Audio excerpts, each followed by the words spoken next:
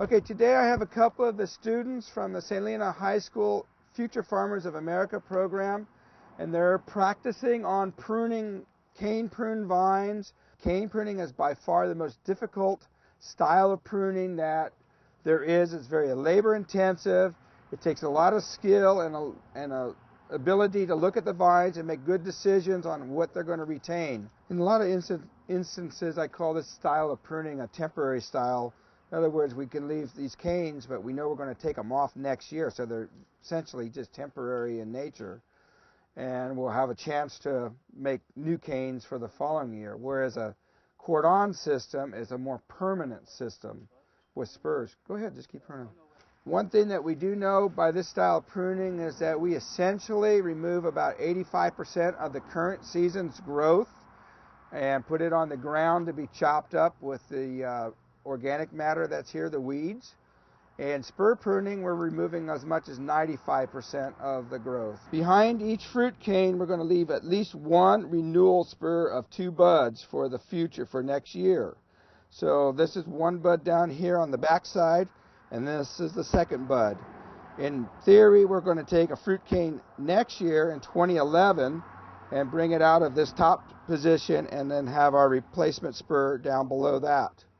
Now looking onto this side of the vine, again, we're going to try to make a determination where we want to make our best cut.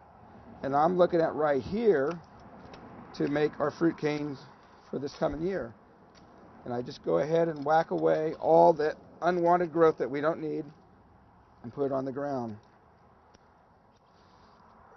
Again, I'm not going to measure or count buds, but I just know from experience that's roughly 12 fruit buds right there.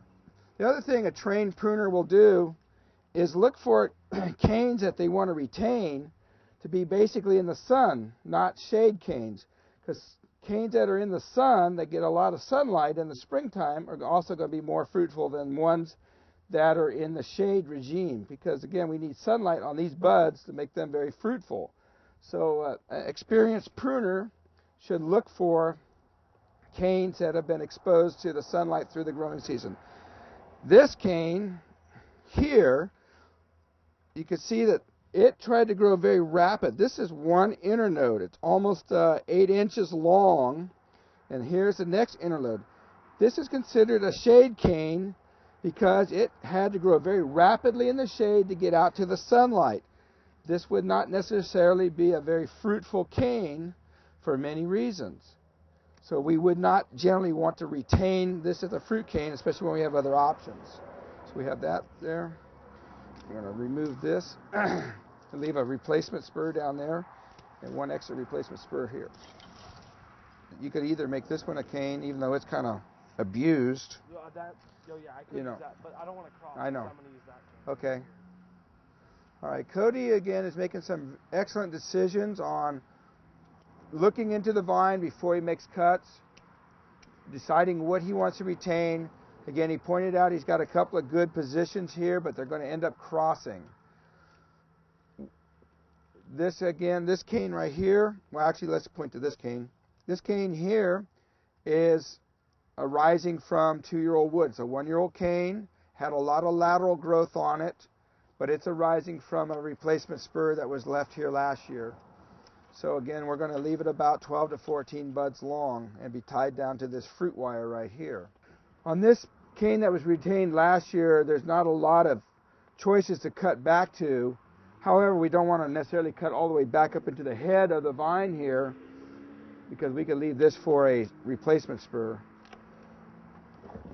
Again, this cane may have been one that grew in the shade and not enough sunlight was on those fruit buds for last year to allow them to push and grow, or they got rubbed off or something happened. Julian pointed out on this cane, right at this point, you can see a discoloration in the wood. It gets from a nice brown, uniform brown, to more of a chocolate dark brown. And what has happened is this cane did not mature properly through the end of the growing season after harvest. And I'll point out what he means by dead. It's not green inside. It's kind of a pale brown. And it's basically starts turning green. So I know this bud is viable right here. So what's going to happen, because he recognized that, this cane will be a little bit less than our 12 or 14 buds. If this was a Thompson seedless cane, right here, the first 5 positions are sterile and would not bear any fruit. So what we prune Thompson seedless as a variety, we have to actually leave the canes 18 to 20 buds long to make up for the 5 that are sterile or are going to be fruitless. So it's always something that I have to emphasize with the students when we go down to prune in the contest, to think about the leaving even longer canes than normal, just to overcome that. But of course in Thompson seedless they're leaving 6 or 8 canes because they have to have a higher bud count per vine than we do here in the Sauvignon Blanc. Good job, Cody. Looks good. Almost looks like a grapevine.